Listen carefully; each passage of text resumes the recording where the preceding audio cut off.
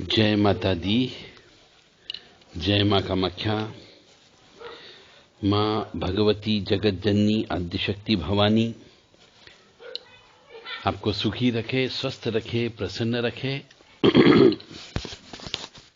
आपकी हर मनोकामना पूरी करे। ऐसी कामना हम करते हैं बशर्ते कि आप सही रास्ते पर चलते रहें। ईश्वर कहता है, मैं नहीं, ईश्वर कहता है कि तू करता अपनी मर्जी की है, पर होता वह है जो मैं चाहता हूं, और तू वह कर जो मैं चाहता हूं, तो फिर वह होगा जो तू चाहता है। पर मनुष्य इसके विपरीत काम करता है, बस इसीलिए कष्ट में है। हर मनुष्य यदि ईश्वर के अनुसार चलने लग जाए तो फिर उस मनुष्य के अनुसार काम होने लगता है। ओम बम भैरवाय नमः,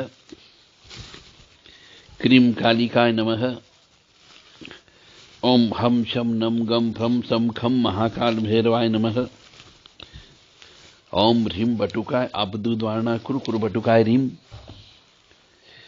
आज हम भैरव जी के बारे में,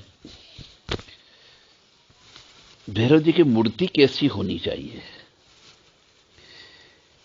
यह प्रश्न आज हमारे सामने 2-3 भक्तों के द्वारा उपस्थित किया गया, जो भैरव जी के साधक हैं। हमने उनसे यही कहा कि भाई आप अपने गुरु जी से पूछो, जहां से आपने भैरव जी की दीक्षा ली है, मंत्र लिया है, आप उन्हीं से पूछो। तो कुछ साधक लोगों का कहना था कि गुरु जी तो हमारे भगवान को प्यारे हो गए। किसी ने बोला शरीर छोड़ दिया है, और किसी ने बोल दिया कि गुरु जी इस चोले को छोड़ के चले गए हैं।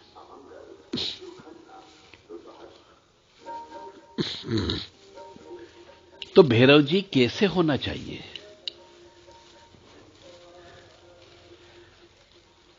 तो भैरव जी जो होते हैं,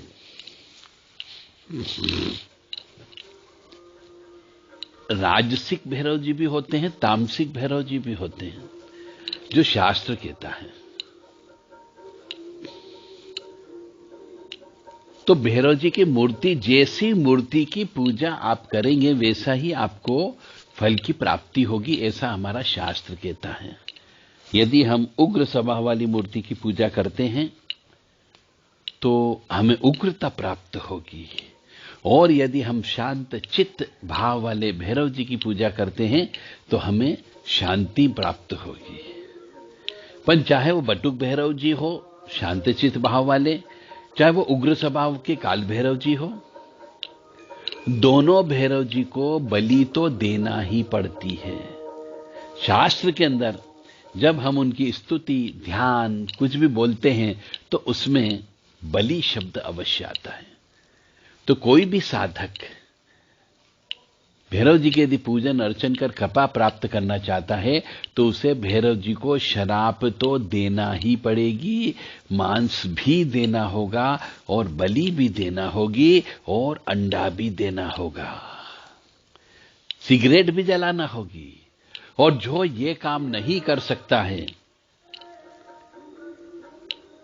वो भैरव जी की साधना नहीं करे, उसे भैरव जी की पूजा नहीं करना चाहिए। मतलब भैरव जी की कृपा प्राप्ति के लिए ऐसे भैरव जी की पूजा करो, कोई दिक्कत नहीं, परंतु यदि आप पूर्ण कृपा प्राप्त करना चाहते हो तो भैरव जी के नाम से आपको बलि देना ही देना होगी, शराब भी चढ़ाना होगी, गांजा भी लगाना होगा, सिगरेट भी जलाना होगी, तभी पूजा होती है। और वर्ष में 2 बार कम से कम शमशान जाकर के भी पूजा देना होगी। अगर ऐसा नहीं कर सकते तो भैरव जी की पूजा करना छोड़ देना चाहिए, उनकी साधना नहीं करनी चाहिए। भैरव जी की मूर्ति कैसी होनी चाहिए? अगर गलत मूर्ति की पूजा करोगे तो भी आपको कष्ट की प्राप्ति होगी। तो भैरव जी चूंकि शंकर जी के क्रोध से उत्पन्न हुए हैं, तो उनके पास शंकर जी का स्वरूप है। यानी शंकर जी का स्वरूप का मतलब आप समझ गए होंगे कि सेम टू सेम भोलेनाथ है, बस उनके हाथ में ब्रह्मा जी का कटा हुआ सिर है। बाकी अस्त्र के रूप में त्रिशूल भी है, मुद्गर भी उनके हाथ में है, एक हाथ में ब्रह्मा जी का कटा हुआ सिर भी है। तो 4 हाथ वाले भैरव जी की पूजा करना चाहिए। 2 हाथ वाले भैरव जी की पूजा नहीं करनी चाहिए, क्योंकि एक हाथ में उनके पास में ब्रह्मा जी का मुंड है, तो दूसरे हाथ में त्रिशूल है, और चौथे हाथ में उनके मुद्गर है, लोहे का दंड है जिसको मुद्गर बोला जाता है, और एक हाथ में हम कह सकते हैं खप्पर भी बोल सकते हैं उसको। उनके गले में रुद्राक्ष की माला है, जैसे भोलेनाथ है वैसे ही रुद्राक्ष की माला है उनके। रुद्राक्ष से ही बाजू में उनने अपने अलंकार लगा रखे हैं। बाकी पूरा स्वरूप उनका शिव जी का स्वरूप है। सांप भी है, नाग भी है उनके पास में। ऐसे स्वरूप की पूजा करना चाहिए जो शिव जी का ही स्वरूप है, बशर्ते कि शिव जी का उग्र रूप है, और साथ में उनका वाहन श्वान है, कुत्ता है। तो कुत्ते पर बैठे हुए कभी भी फोटो की पूजा मत करो। कुत्ता उनके पास में होना चाहिए, ऐसी मूर्ति बनाना चाहिए। और भैरव जी की पूजा हमेशा चलते हुए भैरव जी होना चाहिए। चलते हुए भैरव जी का मतलब हो गया एक पैर उठा हुआ हो, दूसरा पैर भी हम चल रहे, जैसे कदम चलते हैं हम आगे की ओर चल रहे हैं, ऐसे चलते हुए भैरव जी की पूजा करना चाहिए। कुत्ते पर बिठा करके उन मूर्ति की पूजा भी नहीं करनी चाहिए। गले में सोने चांदी का कुछ भी उनके पास नहीं है अलंकरण, रुद्राक्ष की माला ही उनका अलंकरण है। ऐसा सब शास्त्र कहता है, क्योंकि भैरव जी की जो ध्यान है उस ध्यान के अनुसार भैरव जी का गहरा काला रंग है, क्योंकि क्रोध भी काला होता है, क्रोध अंधा होता है।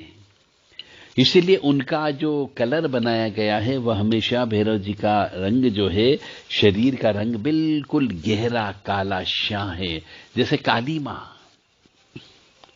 विशाल प्रलंब है, अच्छा स्थूल शरीर है, अंगार का त्रिनेत्र है, यानी कि आग बरसाते हुए उनके नेत्र होना चाहिए, सौम्य नेत्र नहीं होना चाहिए। काले डरावने चोंगे नुमा वस्त्र वो धारण करते हैं, रुद्राक्ष की कंठमाला है, हाथों में लोहे का भयानक दंड है, और काले कुत्ते की वो सवारी करते हैं।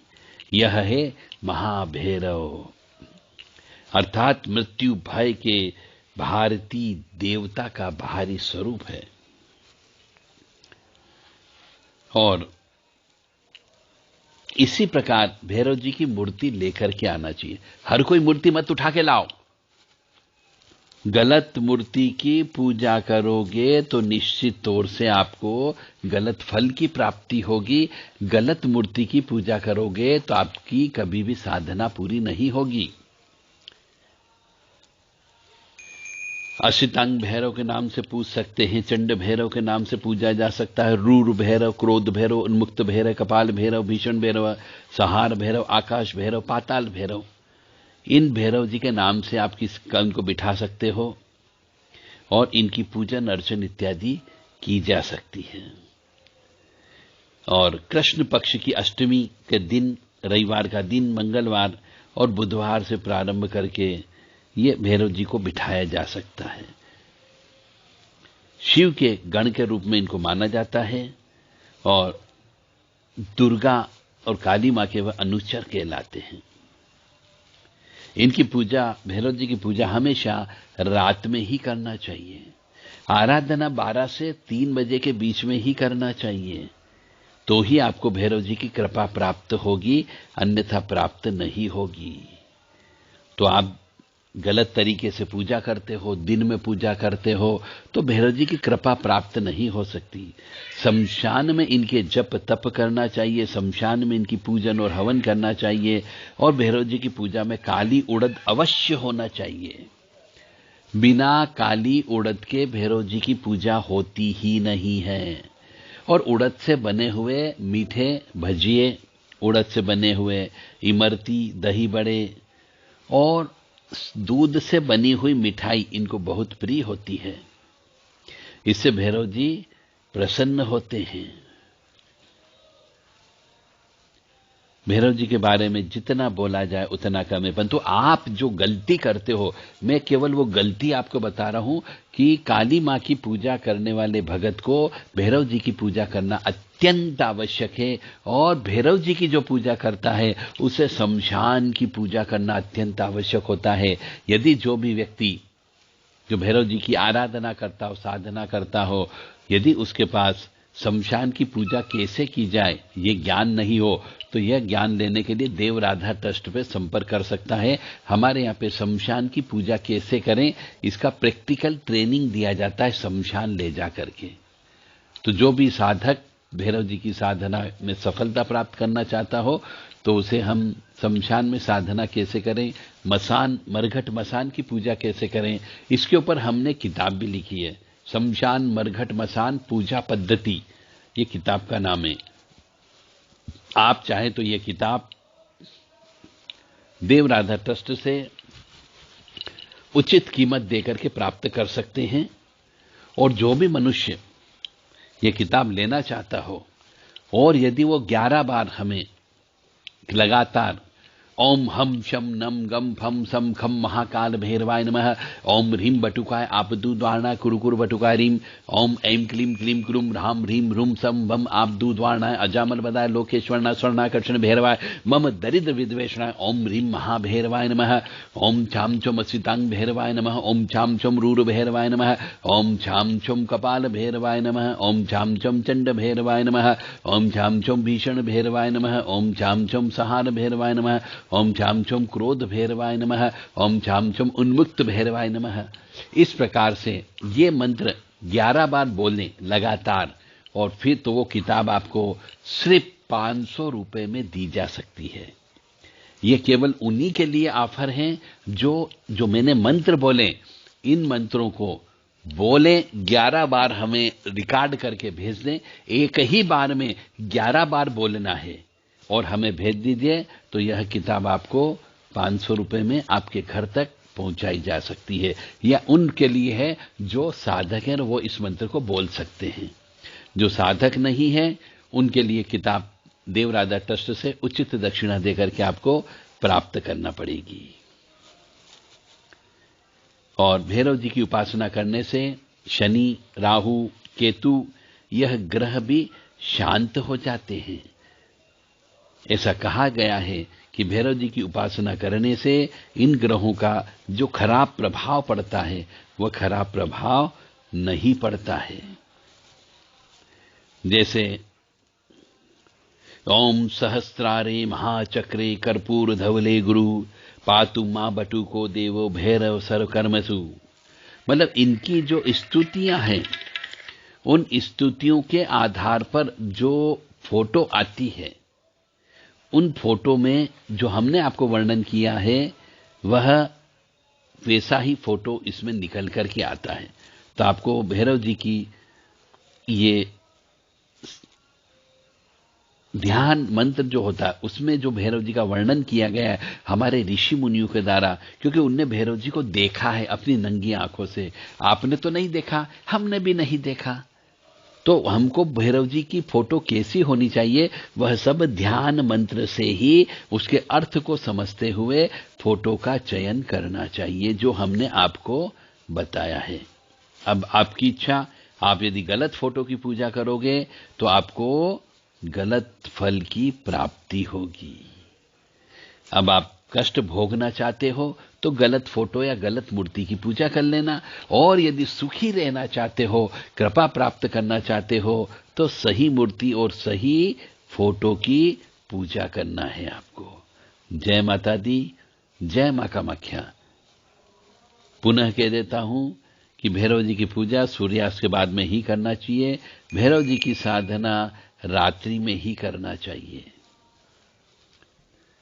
ऐसा कहा गया है कि रविवार, मंगलवार तथा अष्टमी एवं चतुर्दशी तिथि को काल भैरव जी की पूजा करके उनकी साधना करते हैं तो उसे पापों से मुक्ति मिलती है। और काल भैरव जी के दर्शन करने से अशुभ कर्म जो है, जो मानव बुद्धि से किया गया हो, वह भस्म हो जाता है।